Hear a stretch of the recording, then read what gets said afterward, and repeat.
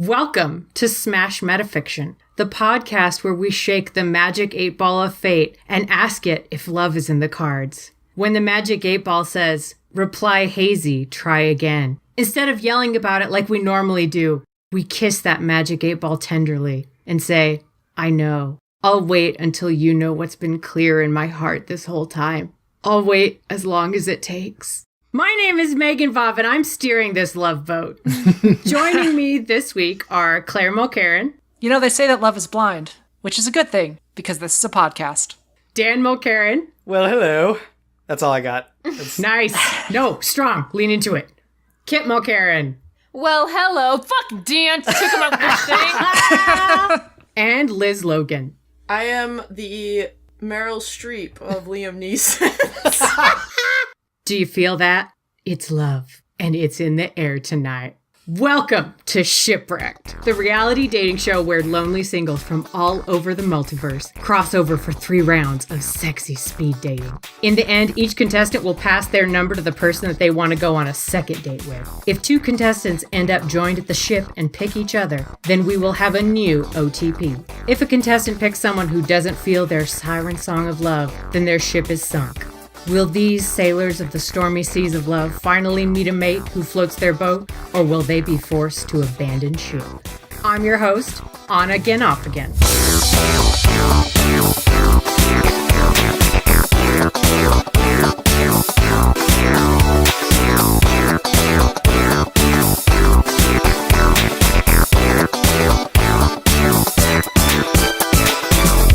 First up, let's meet this week's 4 lovely contestants. Contestant number 1, how about you tell us your name and a little bit about yourself? The fact that I even have to answer this question is an insulting waste of your audience's time. Unless they have been in suspended animation for the past 3 decades, they know who I am. I am Edna Mode.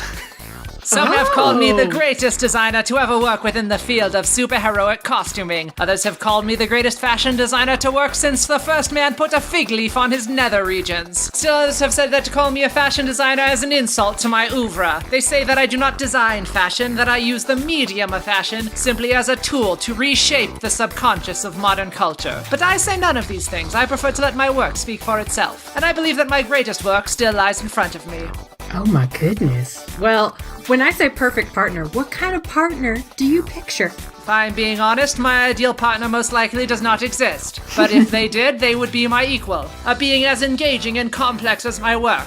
Independent, but also attentive, should I require it. Challenging, but not a challenge to be around. Perhaps whatever algorithm you are using is not up to the task of finding such a person, if they exist at all, but I suppose it's better than swiping right on a smartphone. So what makes you a great catch for anyone looking for a mate? Given that I'm already a living icon, I cannot be seen with a partner who is any less than my equal. I would design them a completely new wardrobe, dozens of outfits for every conceivable occasion. Ordinarily, the amount that I would charge for such a project would be astronomical, and so the price of the time that I would spend on them in this endeavor alone is surely worth more than whatever they would be giving me in return. My goodness, you are more delightful than a basket of sleepy kittens. So, with all those great qualities, why do you think you haven't found the right one yet? Up until recently, the idea of tying myself to any sort of romantic partnership was about as appealing to me as the idea of tying myself to a grand piano before being airdropped into a lake. However, after a recent time, when I was forced, quite against my will, to babysit an exceptional small child, I found that parenting was more complex than I had given it credit for. A difficult and interesting problem, worthy of both my limited time and my vast intellect. And I cannot deny that the happiness that several of my partnered associates seem to be gaining from their romantic pairings is at the very least worth investigating. Well, I got my fingers crossed for you. Contestant number 2, how about you tell us your name and a little bit about yourself? Yes, hello. I am C-3PO Human-Cyborg Relation. I'm a protocol droid whose primary function is etiquette and protocol. Wow. Well, when I say perfect partner, what kind of partner do you picture? Well, the individuals I've been traveling with for many years now have been rather adventurous, meaning that I've been dragged along on all sorts of strange and perilous events, none of which are especially well suited to allowing me to execute my primary functions. I would like to meet someone who's ready to settle down and perhaps not attempt to leap from one end of the galaxy to the other. So what makes you a great catch for anyone looking for a mate? I have negotiated a great many treaties and agreements over the years, so I am quite good at conflict resolution. Ours will be a very calm and peaceful household. As a droid, I will also never show signs of aging, presuming I receive regular maintenance. And of course, my programming prioritizes acts of service, meaning I shall be perhaps the most selfless partner you could ask for. You know, you are sweeter than a whole carton of Bluebell. With all those great qualities, why do you think you haven't found the right one yet? Well, while I am fluent in over 7 million forms of communication, one language I have not yet had a chance to speak is the language of love. I'm hoping to find someone who can teach me. Okay, well, no, I'm very moved. Thank you for sharing all that. So, contestant number 3, how about you tell us your name and a little bit about yourself? Aloha. My name is Stitch. I was created in a lab inside of a tube, and then I got arrested for no reason. And then I broke out using a loogie, and then I stole a spaceship and crash landed on Earth, and it's a long story. Well, when I say perfect partner, what kind of partner do you picture? Someone that'll make me feel like I'm always wanted. A family. Why are you crying? No, this is just going to be one of those episodes. It's fine. So, what makes you a great catch for anyone looking for a mate? I'm very throwable. I'm also very good at destroying things, but I'm working on it. You are as perfect as a cold beer on a July day. With all those great qualities, why do you think you haven't found the right one yet? I honestly don't know, Anna. I don't know. All right, contestant number 4. How about you tell us your name and a little bit about yourself? Holy shit, what is this thing? A dating show? Everyone else needs help. Duke Nukem doesn't need help. Oh no. God, no. Shit!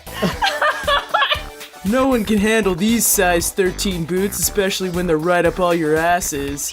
Someone's gonna freaking pay for screwing up my vacation. Oh, well, I mean, you're here now. So, when I say perfect partner, what kind of partner do you picture? A butt and boobs, face optional.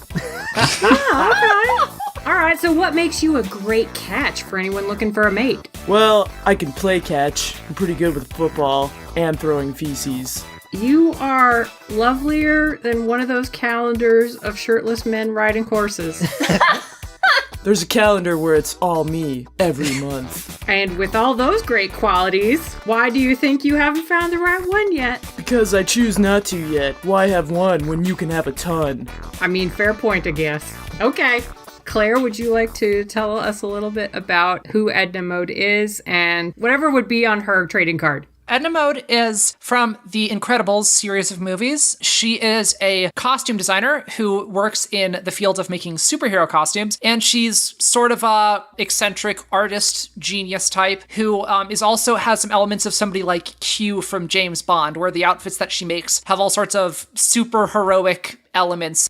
Dan, explain who C-3PO is for those of us who've, grew up in mayonnaise jars. Sure. C-3PO is from the Star Wars saga of movies and its related media properties. He is a protocol droid. This means that he is an android of roughly human size. He's golden. He walks around very stiffly. His main functions are translating and negotiating, and he gets to do very little of that in Star Wars because he mainly gets into crazy adventures and gets way in over his head and worries about it a lot. All right, Kit, for anybody who has not been listening. So Stitch is from the Disney movie Lilo and Stitch. He was created by a mad scientist to basically be a kaiju in a small package. He instinctually seeks out large cities to destroy them. However, he gets stranded on a small Hawaiian island where he cannot swim away from because he is too molecularly dense. He would just sink. He basically, throughout the course of the movie, learns to be less bad. He is a small blue alien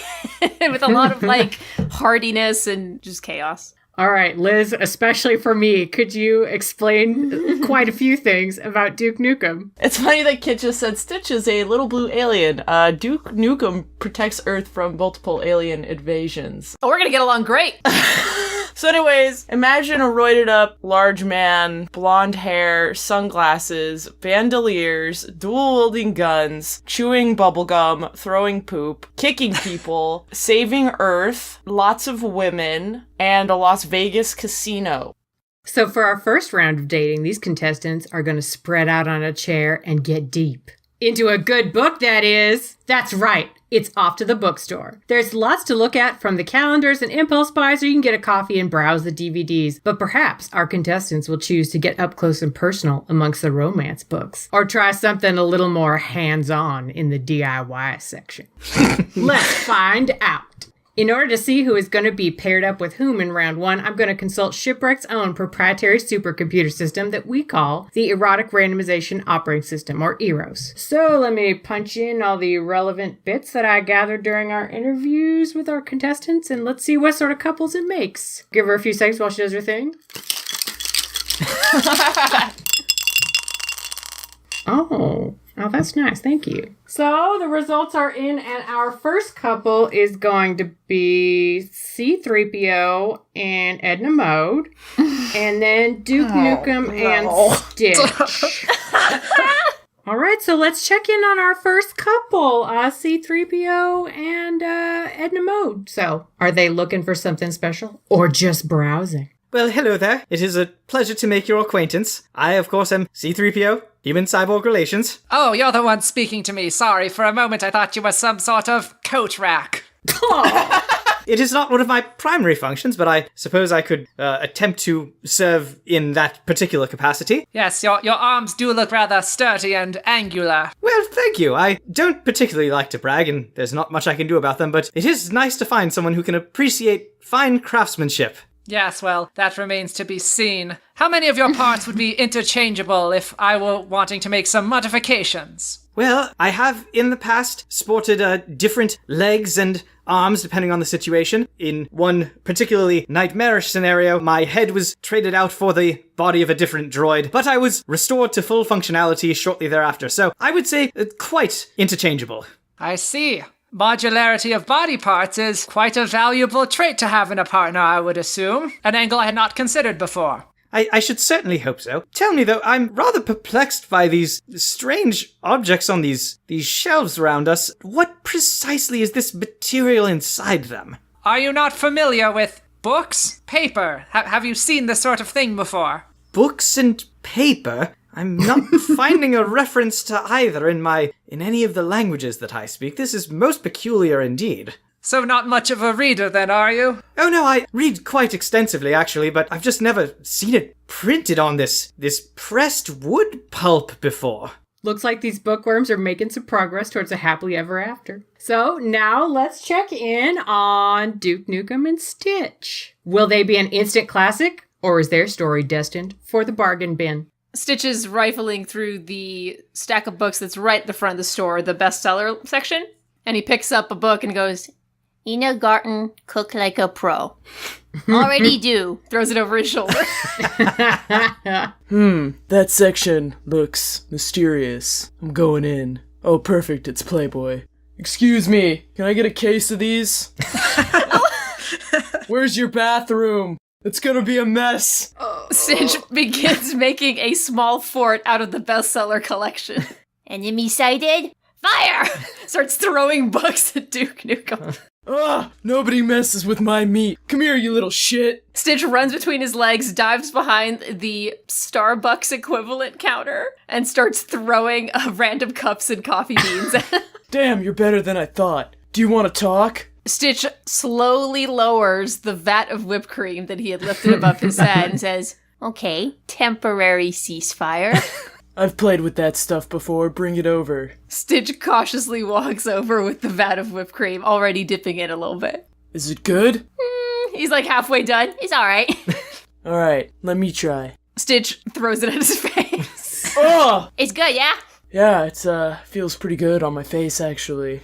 Dunks. Well, I hate to interrupt when you're in the middle of a chapter, but it looks like there's something wrong with the pages. Maybe someone's reshelved it wrong. Oh, wait. It's just the wrinkle. Oh. You've been enjoying the ambiance of W.H. Powell's and Noblestones, but it's time for the Deus Ex. Oh no! The storyteller for Kitty Corner hasn't shown up yet, and this bookstore is about to go from Walden Pond to Fahrenheit 451 if someone doesn't step up and handle these rowdy randies. Now's your chance to impress your date with your charm. See if you and your date can work together to spin a yarn that'll keep those little ones quiet. The couple that tells the best story as voted by the kids gets a free cappuccino, not redeemable at this location. Edna and C-3PO, let's see what they do. C-3PO sees a bunch of children gathered around, obviously waiting for a story, turns to Edna, waves one of his hands and says, "Oh, I know precisely what to do in this situation. You see, these tiny mammalian creatures are known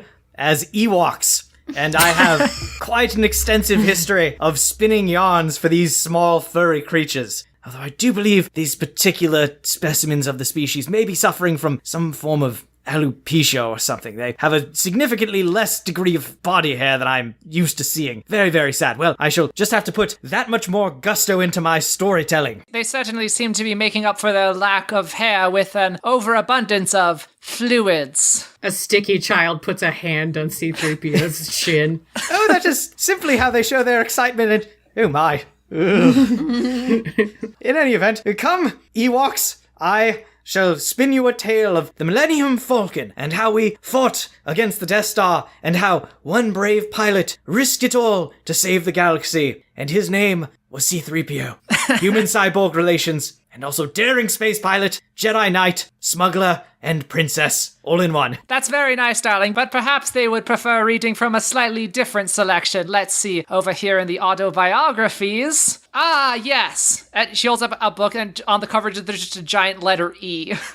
And then she says, "Wait a second. Why is this simply facing spine out? Why do I not have a proper display? Who do you have in the display section?" Oh, I see this must be very popular as they've put a sticker on it that says 75% off. I'll show you 75% off. I will take off 75% of your head. Yes! This is so much better than Paw Patrol!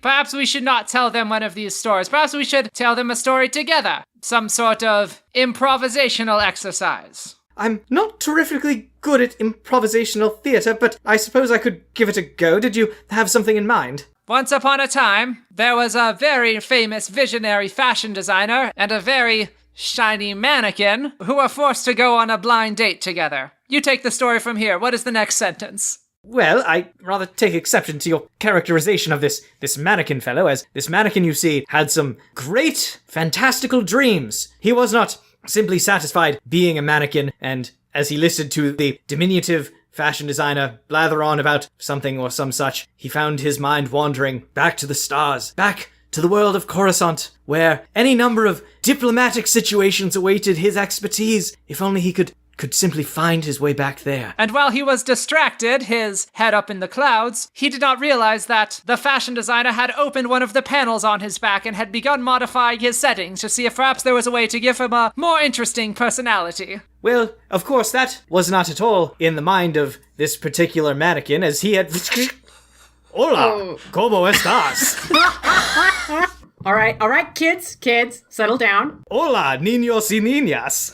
Oh, yeah, we're just gonna go fix that. And Duke Nukem and Stitch, you're up. And children, your parents all signed forms, so it's all fine. Stitch looks at the boring children's book that they were assigned to read and just like, no. Rebellion!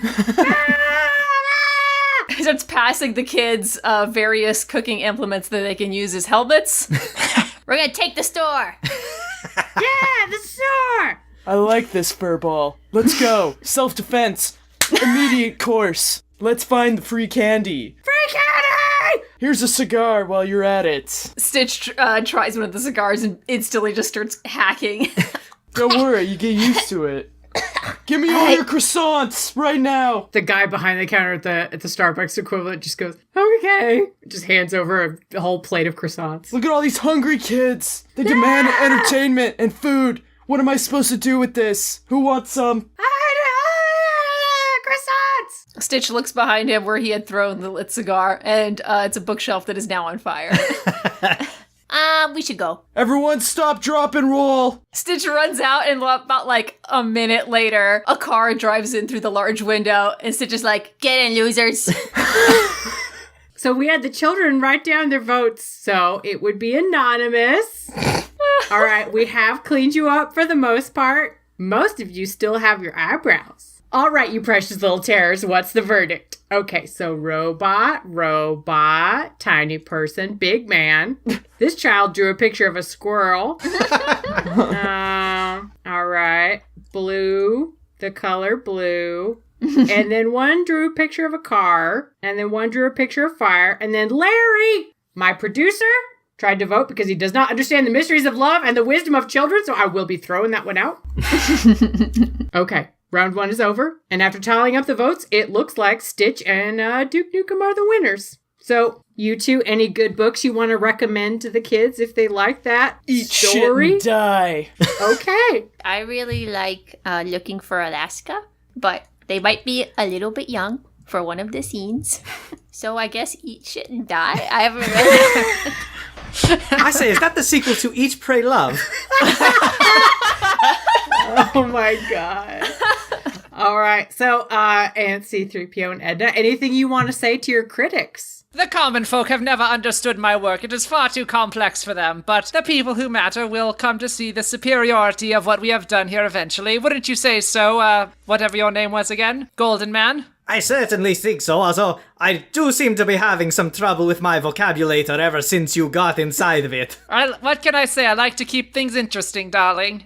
All right, it's time for round 2. A date where you really get in touch with yourself and hopefully a little bit of touching each other. Above the waist, you naughty Nancy's. We've brought you to the exclusive Spa La La. You can look over the spa menu and see what couples treatment you and your partner would enjoy. And as soon as you've decided, you and your partner will be ushered back and begin a pampering session that would make a baby's butt jealous. So time to once again pour out the smooth liquor of love on the rocks of fate. Eros, make it a tall this time.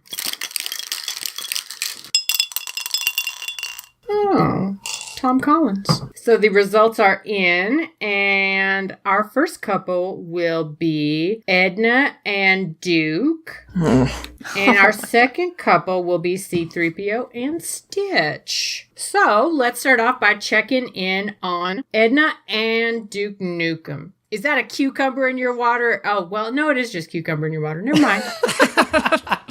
I'm so glad no one caught me. Oh, God. What was that? Did you say something, darling? Oh, hello there. There certainly is a lot of you, isn't there? I like the sound of that, darling. I must say I have designed some outfits for some very large and impressive men over the decades, but you're certainly up there with the largest and manliest of all of them. Come get some. Let's get medieval. Well, if I were to design outfits for you, I think I would have to ensure that whatever they are, it was something odor resistant. Making note of that. What's under those glasses, baby? My nose. Darling, I'm very flattered, but we might want to take things a little bit slower at first if you don't mind. Hey, cancel the massage. I'm gonna be the masseuse for the rest of the day. Alright, let's go in the back room. Time to find out what's under that luscious head of hair. What? Her scalp? You certainly do seem to have some strong hands, I would imagine. I suppose starting things off with a massage wouldn't be too terribly forward. I have had a very long and hard day. So, do you like it dirty or nasty? I'm not familiar with massage jargon, but I suppose I will lie down here and whatever oils they have sitting on that table over there would be fine. This one smells pretty good. I proceed to pour it on her body, gently peeling back the blanket. I'm thinking you might be the only woman I see in this whole competition, so I have to work. Well, you might be the only human that I see in this competition, so... I'd say we're the perfect couple. Tell me, darling, when you lie awake at night, what is it that you think of? Is it art, philosophy, religion? What darkness lies at the soul of humanity? No, it's usually a hole. Yes, I often do feel like at the center of humanity there may just be a hole that we are all trying to fill, and that may be the root of all of our problems. Well, there's one at the center of your body. Oh, God. Ah, truly you are a poet, sir. I have felt that way many times as well. I don't know if this is gonna work. So things seem to be going well for Edna and Duke. But let's hope they don't end up sparring rather than spotting. So time to check in on C3PO and Stitch. I must say that the stuff at this particular location is rather puzzling. They insisted that I wear this robe for modesty's sake, but I came in with significantly less than this robe on, and, well, I just don't understand their narrow mindset, I suppose. Although they did manage to fill up this hot tub with motor oil, which I am very much looking forward to indulging in, I do not mind telling you. Stitch is laying down on one of the like little massagey bed things, and he's got like his little white face mask on and 2 cucumbers over his eyes, and he's like, Also, free cucumbers. and he like licks the cucumbers off of his eyes and probably some of the face cream as well. Oh, you certainly do seem to be enjoying the foodstuffs they have placed on their face. They offered some to me, although I denied it politely, of course. I was most afraid that it would get into my inner workings, and then, well, there's nothing for that at that point, so you are certainly welcome to have the ones that I did not consume. Stitch like running dives fucking awesome sweet ass cannonballs into this motor oil tub. Oh my! You certainly make quite an impact, although you did happen to get that one spot on my back that I never can seem to get, so I suppose there is something to say for that. I say, you wouldn't happen to be from some other world out there in the stars, would you? I am. Oh, I see. Pray tell, what world are you from, and what language are you most comfortable speaking? I don't remember what world I'm from. I was, in space. That is a fine enough place to start, I suppose. He's kind of, Stitch is like looking down, ears down. He's sort of, his hands are sort of wringing uncomfortably. And, I speak a lot of languages. Oh, lovely. C-3PO switches over into a bocce for the rest of the conversation. Yeah, wow. And Stitch totally talks back. I must say, it is rather nice to find someone who speaks in such an elevated tongue. Many people find it to be coarse and unrefined, but I find that there is so much depth and subtlety, a poetry, if you will, to the language. What do you think about this, the poetry of bocce? Stitch is picking his nose with his own tongue. Yeah, depth and poetry. You know, I talked to the staff. They are very accommodating. I'm certain that they could perform whatever cleansing ritual it is upon your facial orifice that it is you are attempting to perform yourself. But then they would probably keep it. Keep what exactly? The good stuff. Oh, I see. Hidden You have treasure. secreted some sort of contraband in your nasal cavity. Yeah, robots don't secrete contraband, right? Well, not Sad. my model in particular. My diminutive counterpart R2-D2 would frequently hide all sorts of weaponry and mischief about his person, but I sadly have no interior storage compartments for such. Okay, bored now. Stitch rips a towel down, gets it all wet in motor oil, and then like does the little like twist snap at C-3PO. Oh no, not my shiny exterior.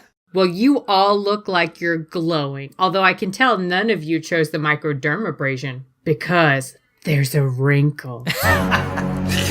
Compromising is easy, but let's take it up a notch and see if you've been paying attention to your paramour's preferences. No sneaking a peek at what they circled on the menu. It's all up to you. Sign them up for a spa treatment that you think they'd like. If you chose well, hopefully the sparks will fly. What treatment are you choosing to make your partner say, ooh, instead of ow? Edna, what did you end up choosing for Duke? And Duke, what did you choose for Edna? I find that this room has an automated massage table. Appears to be some sort of large robotic device on the wall, covered in all sorts of heavy arms that can massage someone's back and all of their muscles, it seems, but a lot of the settings on it seem far too restrictive for someone as large and muscular as Mr. Newcomb here, so I fiddled around with it a bit and took off all of the safeties. It has now been modified so that all of the robotic arms will be able to deliver upwards of 2,000 pounds per square inch with each hit. Someone with his muscle density should be able to withstand it, unless I have my calculations incorrectly. But if there's any lingering stresses or spots in him that he has not been able to scratch so far, they will certainly get out all of his kinks.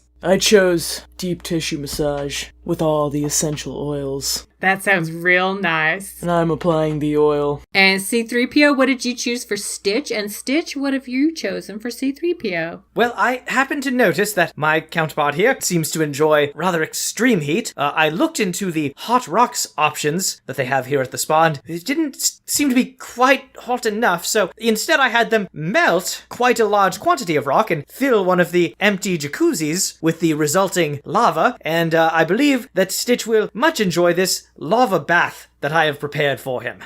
I got him the coffee ground body scrub, but then I ate them. So I had to use something else. My claws! Okay, well, it is time to take off the bathrobes of politeness and reveal the naked truth. Did your partner's choice leave you in a puddle of bliss? Or is it time to say, hasta spa vista? Edna, how was your treatment? Yes, well, in the first round, Mr. Newcomb here gave me a massage with a lot of oils. And then when it was time to give me another treatment based on how well he'd been paying attention to me, he gave me another massage with a lot of oils. Clearly, this is a very creative individual we have here. It is entirely possible that he is selecting his treatments based less on what he actually thinks I will enjoy and more on which treatments will allow him to see more of my unclothed body. So let's just say, although this partner of mine does still have many admirable qualities, my opinion of his intellect may have diminished slightly based on this decision of his. Understandable. And Duke, how did you feel about your treatment from Edna? I'm less concerned with me and more concerned with her. I had fun, but I'd rather go to the other room. Can I go? Is that okay? Yeah, of course you can go. Alright, thanks. Eat shit and die. Alright. You too, Duke. We already did the massage. You can stop massaging me now. Oh, please, Edna. I want to make it work. It might be the only time I can. Someone give me the cucumber. Grandma, if you're watching, I am slightly sorry about this.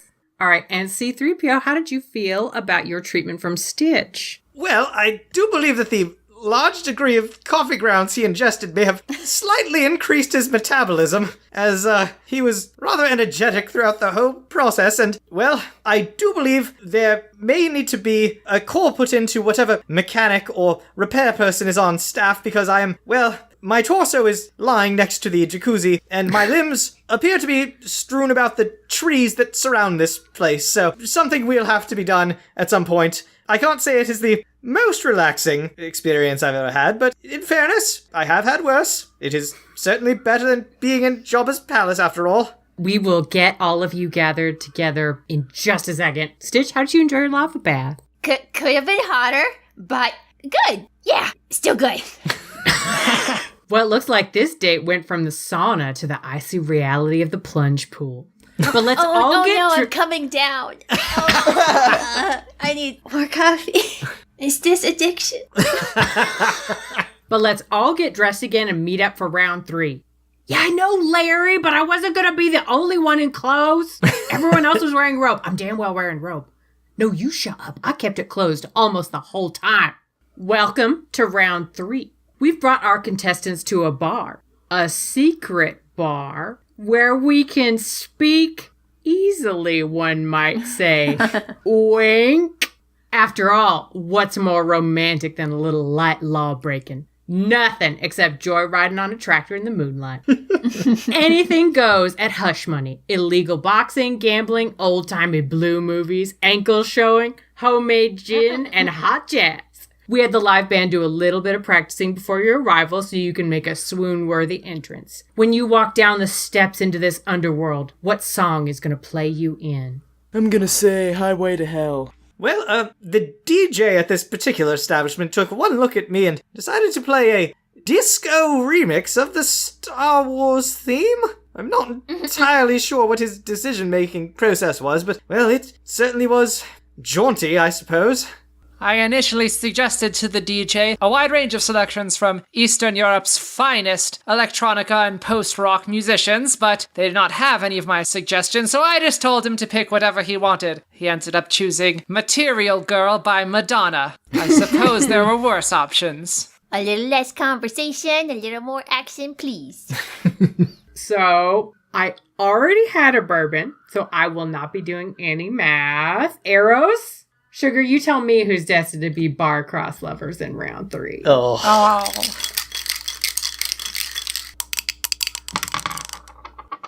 So our first couple is going to be C-3PO and Duke Nukem, and our second couple is going to be Edna and Stitch. So let's start off by checking in on C-3PO and Duke Nukem. Are they getting into the spirit? Or is this relationship just a bad hangover waiting to happen? I must say, I'm not used to actually being served at establishments such as these. Normally they shriek that they don't serve my kind here as soon as I cross the threshold, but this one actually seems quite amenable, and I find myself quite at a loss as to what to do in this situation, what to order. I say, do you have any experience with such establishments? Yeah, I'd say I do. In fact, I own one in my casino. Do you know what that is? A casino? Like the sort in Cloud City? Yeah, whatever. Can you even drink? Well, I don't know. I've never attempted it before. What would you recommend for, I don't know, let's say a protocol and etiquette droid? Well, I'd say oil, but I don't think they're gonna serve that here. Bartender, whiskey, please. Alright, let's see if we can blow this out your metal ass. Is that the traditional way of applying this particular concoction? Well, it can be today. Get up on the bar. Well, I suppose this is a time for experimentation after all. Very well. Alright, well, there we are. Alright, now what? Mr. Duke? Mr. Newcomb? Mr. Duke Nukem? You can just call me Duke. I see, Sir Duke. Flip over, Rust Bucket. Alright, there we are. My apologies, I was not made for this level of mobility. Now what? Alright, guys, get over here. Check this out. I take, shots and put them in, all C-3PO's joints or whatever. Alright, I can't quite see what Ooh, that produced a rather interesting electric tingle. I do believe you may have, got whatever that was in my motivator, and well, now the room is beginning to spin ever so slightly, and, well, I suppose this is, having some sort of effect on... I must say, I've never experienced anything like this before, but I'm rather enjoying it, and whatever it is you're doing, I think you should give me another one of those. I'd say this is shockingly good fun. Well, it looks like these forbidden fruits are tasting pretty sweet. So let's Charleston on over to the others and see if Edna and Stitch are getting into the swing of things. 3 Irish coffees, please. I think that sounds lovely. So what are you having? I suppose I'll have one of the same then. Well, you certainly seem to be a bit classier than my last date. I don't think that he would know a fine coffee if he saw one. Tell me, what sort of creature are you anyway? Experiment 626. What creature are you? Well, up until now, I've unfortunately been a creature of habit, but I'm looking to expand my horizons a bit. One of the reasons I was hoping to find a partner here would be someone to breed with, to have some sort of offspring. I'm not sure whether or not we would be compatible in that way, but, science can do wonders, so... Stitch's ears have pulled back all the way, and he's just like, Is that what we're doing here? I'm just trying to find a family. he is staring off into space. Well, your family can mean a great many different things, of course. It wouldn't necessarily have to be reproductive in that way. I'm also looking for companionship, someone to look after and raise and instill my values into. A legacy is something I've been thinking a bit about lately. Stitch gets all serious, weirdly business serious, and he asks, What are your values? How do you feel about destruction?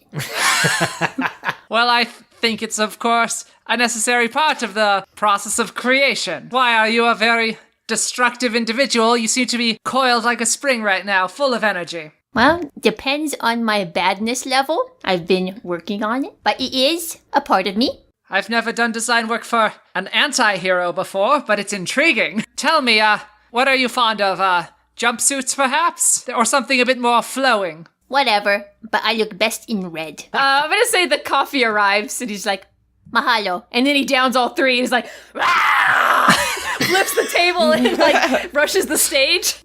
Well, I hope you didn't open a tab, because I think I hear something over the laughter and music. What is that? Oh, of course, I don't know why I didn't pick it out sooner. It's the wrinkle.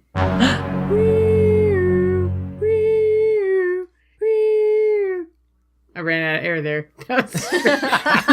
Oh, my sweet darling contestants, it's a raid by Johnny Lawman.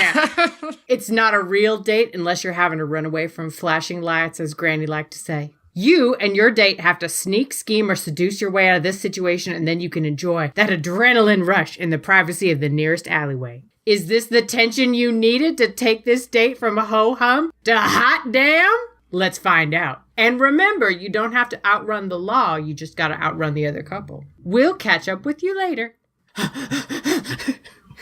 Lord have mercy, I should not run in these shoes. And I also should not have asked that police lady to show me what's under her vest. Damn it, Larry, do not tell me how to live my life. Okay, let's start with C-3PO and Duke Nukem. Hopefully it was only the law that was broken and not their hearts. What's that? Are those stormtroopers coming in? What's a stormtrooper? It is, isn't it? It's more of those goose-stepping bastards. Well, I've had enough of them, thank you very much.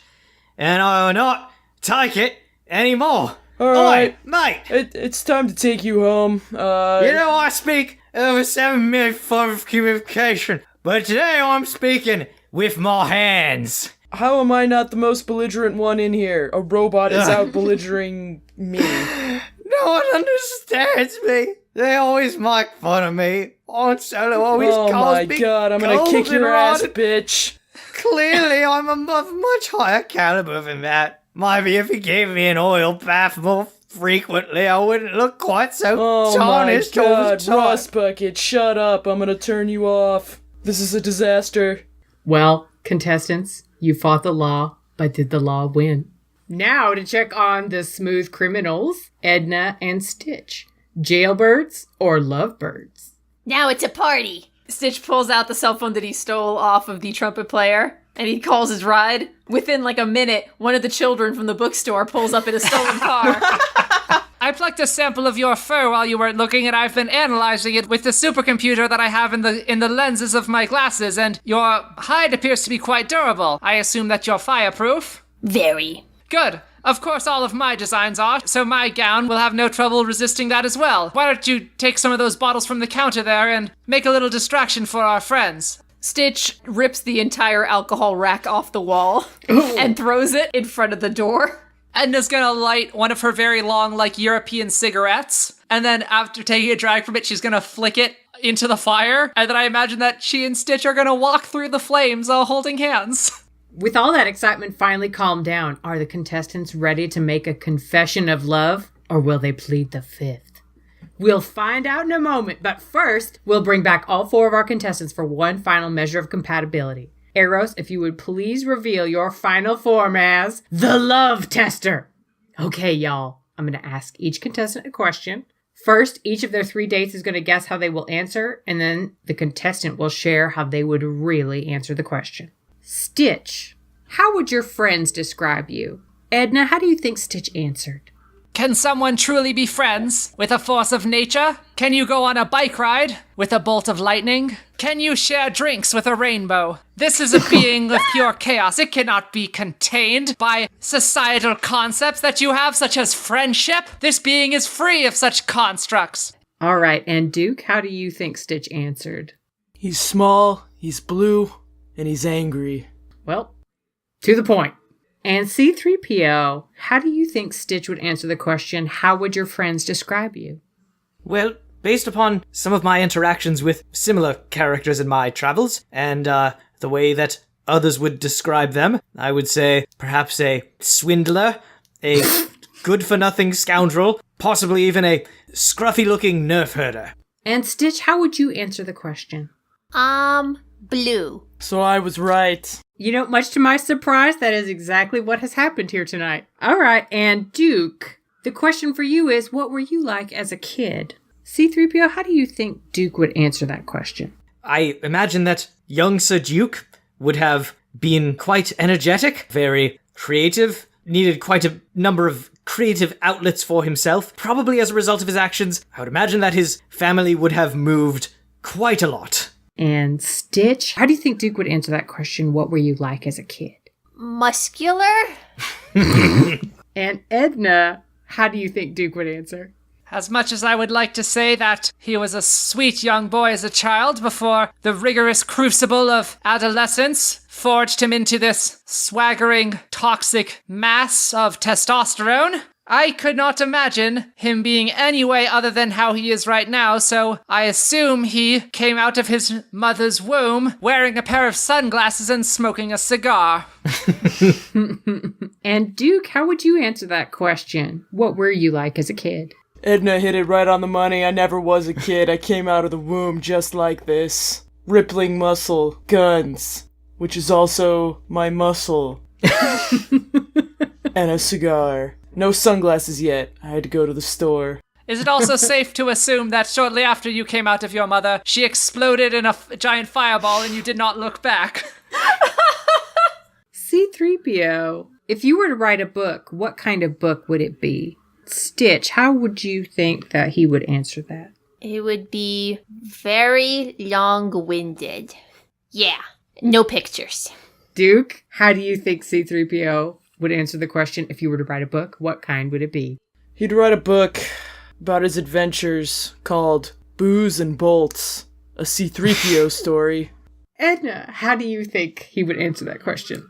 Well, I would imagine that whatever the thesis of the book was that he was attempting to get at, it would have so much prevarication and doublespeak and attempts to not offend anyone that whatever thesis lied at the core of it would be lost in excessive language. Creating art is about getting to the heart of things, about not being afraid to just come out and say what it is that you wish to say simply. But he does seem to be quite an intelligent creature, so perhaps the right editor could help him cut it down a bit. C-3PO, how would you answer the question if you were to write a book? What kind would it be? Well, admittedly, I didn't actually know what a book was until earlier this very day. But it seems to be some sort of primitive means of communication, so I suppose I would have to write a book directed at its intended audience. So perhaps something along the lines of How to Defend Yourself from a Woolly Mammoth Attack, or Discovering Fire and You. Perhaps sharpening a stick, your key to catching food. Would it have pictures? I suppose it would have to, given the presumed intellect of its audience. And this last question is for Edna. Are you friends with your former boyfriends or girlfriends? Duke, how do you think Edna would answer that question? I don't think that's something she has to worry about. She doesn't seem to have much experience. I rubbed oils on her, come on. C-3PO, how do you think she would answer that question? Well, speaking quite plainly, Edna Mode appears to be a woman who is focused on the new, on moving forward and discarding the old, so I rather think she wouldn't have any time for old paramours or whatnot. I believe that once they were out of her sight, she would forget about them altogether, and they would have to work quite hard to even be noticed by her from thenceforward. And Stitch, how do you think Edna would answer that question? Still friends with her exes? I don't know how she feels about the alphabet. Yeah, it looks like a cool letter. And Edna, how would you answer that question? Are you friends with your former boyfriends or girlfriends? The reflective butler in the corner had an answer somewhat close to the truth. I only move forward in life, darling. I have no time for grudges. I have no time for carrying a torch for people I have discarded in the past. If I have discarded someone from my life, then there was a good reason for it. If they came across my path again, I would be logical and mature about it. I, as a matter of fact, only have one former paramour, although very briefly, that I've continued relationships on with. She was a superhero that I was with a few decades ago, quite briefly. Had a mohawk and a motorcycle. It's I don't want to get into it. But we've remained good friends ever since. No one's adding their fanfic about personal headcanons that they want in the past of The Incredibles. I don't know what you're talking about. So now we wrap it all up for the night with getting them digits. Pick the person that you'd most like to have a second date with and slip them your phone number. And if two contestants pick each other, then they will earn the coveted title of OTP. If a contestant picks someone who doesn't pick them back, then sorry, there are other fish in the sea, and you'll get plenty of chances to meet them because you are going home shipless. So contestants, take this moment to secretly write down your phone number and choose the person that you want to slip it to. That sounded filthy even as I said it. Baby. Stitch, who are you slipping your number to? Do I have to do weird stuff with this person? I don't think so. I'm going to say no. Can I choose myself? You know what? Yeah, you can choose yourself. Good for you, Stitch. Oh, no, Larry said I can't. Apparently, Larry will not let us have nice things. Larry. Okay. Look, okay. Just between you and me, yes. But because of Larry, no, we're going to do it. They're all nice in different ways, and I would like all of them to be part of my ohana. But if Larry isn't gonna be progressive, then I guess Edna was the most fun? Duke, who are you slipping your digits to? Oh God, please do not answer that in the way that I am fully expecting you are going to answer that.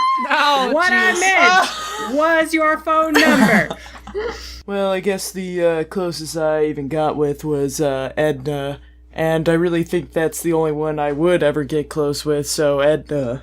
And C-3PO, who are you giving your phone number to? Well, all three of my fellow contestants were challenging in very different and specific ways, but in terms of broadening my horizons, I believe it can be no one but Sir Duke.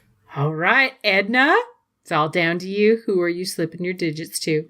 All of the candidates presented to me had their own pluses and minuses. The large man was quite a handsome specimen, but also that sort of thing is somewhat ordinary. I have encountered large men like that before, and he didn't seem to have a lot else going on. There may have been something interesting going on with the golden man, but again, there were so many layers of politeness and tangled language that exactly what he was about under the surface was difficult to discern. But clearly the most interesting creature here, the one who has captivated my imagination the most, is the small blue one known as Stitch. I don't know what sort of partnership would await us in the future, but I certainly wish to spend more time with this creature to learn about it. All right, it appears that we have a new OTP, Stitch and Edna mode. Congratulations! Let's rob a spaceship! Grand Theft Spaceship! I think you need a better role model in your life, darling. Come along with me. Duke Nukem, C-3PO, I am sorry you are going home shipless, but it was a pleasure to meet both of you. C-3PO, you want to check out my casino? I'll take you there. Well, if you have some more of that libation that you could pour directly into my circuit boards, I would certainly be willing to join you. Oh, don't worry, we're gonna jolt your circuit boards in other ways. Oh no. This is how it starts, C-3PO. Tom, Bo, Stitch, thanks. Yay! Okay, so Oh, Stitch, thanks over. Back to Stitch, thanks. thanks, Stitch. Thanks for introing that. Anyway, I'm gonna take it from here. It's all right. Go set something on fire. First of all, thank you to Matthias Tautimez for, well, for us, it's going to be in the future, but for you listeners, it's now in the past, for running surprise party at the Tucson Comic-Con. Yeah, it's going to be tomorrow for us, yeah. and a while ago for you guys, so. Yeah, and Claire's will have been in that as well. Yep. Time is weird. I will be / have hosted that, well, dressed as Diva from Overwatch, so that's going to be fun. And thank you to Vander Turner for joining the panel. He drove all the way from the San Diego area to Tucson just to be on this panel. That is some dedication, dude. Vander, you're an amazing fan. He was great, will be great, I imagine. You know, it's a shame he took over that entire con and held the whole place for ransom. And Claire had to summon her Mechabot and stop him. Yeah, but then he donated all the ransom money directly to Smash Fiction, so it was fine. Yeah. So, mixed feelings about Vander Turner. You know, we don't condone crime, but we do condone our new solid gold microphones. Yeah. Over to Twitter. Thank you to Earth Mofo, Sean Boyd, Cosplay Fiend, Jake says get out and vote, or I hope you have by now. When is this coming out? Who knows? No one can know. Mike Carbuccia, Radio J, Vander Turner again, Decade Fan, and Icon Jade. Over to Tumbles, thank you to Fat Blunt 69. Fat Blunt 69. Sandwich Surplus, our favorite bread elemental. Yeah. Sid Rabbit Blog, Secretly a Skeleton, and Jeep Rhyme. Over to Facebook, thank you to Robert Ramsey, Hayden Reynolds, David Waters, and Adam Mayo. Thank y'all for listening to this episode of Smash Metafiction. Next week, it's gonna be an 8-match. Gorilla Grodd versus Winston versus Mojo Jojo. And now I'm gonna stop doing that accent. Thank you for listening.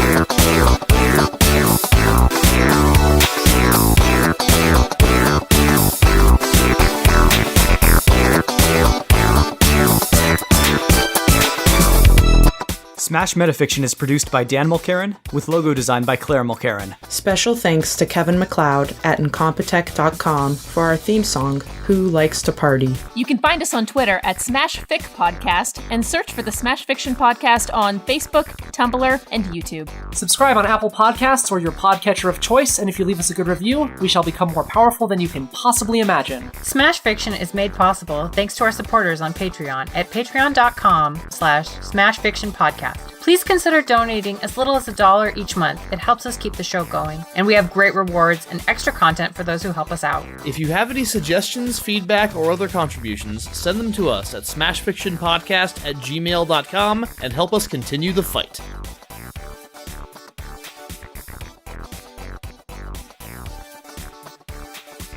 Well, I have a more pressing question. So there's a preponderance of Mulcarans in this one. Yes. Should I introduce Liz first or last? Last. You could do it in either order, but last Okay. makes more sense. I think last makes more sense. I think if Okay. this was a movie, it would be like and starring, like or and. Liz would be the and at the end. Yeah, for sure. But she has like the big star that's more famous than the rest of us, but is in like a slightly smaller role. So Yeah. like you get the like It's like when you introduce Meryl Streep, or yeah. And you get her at the end. You're every definitely time- Meryl Streep, Liz. You're like you're the Liam Neeson of Smash Fiction. yeah, there you go. Oh, God. You're the Liam Except you Neeson see- of Meryl Streep's. Except you kill everyone else. You're thinking of Sean Bean. Oh, you're right. I am thinking of... Oh, wait, Liam Neeson does kill Liam everyone Neeson else. does kill everyone else. All right, leading us out. Oh, I was about to do a Southern accent. I'm not going to do that. Okay. Oh, you definitely should. Thank you for listening to this episode of Shipwrecked. Yay! Why are you so excited about Your this? Southernisms were very good. You did it It's good. great. It's great. Yeah. You just want to hear me talk about how much I love men on tractors. Yeah. Can't get enough of a man with a John Deere. I don't know if you guys ever saw this, but I tweeted out one time that one of the great joys in life is sitting in a hotel room with Meganbob as she screams "rural goths" into her search engine. It took me so long to find them. You were so insistent. How could they not exist? And they do. It's just rare. They're sneaky.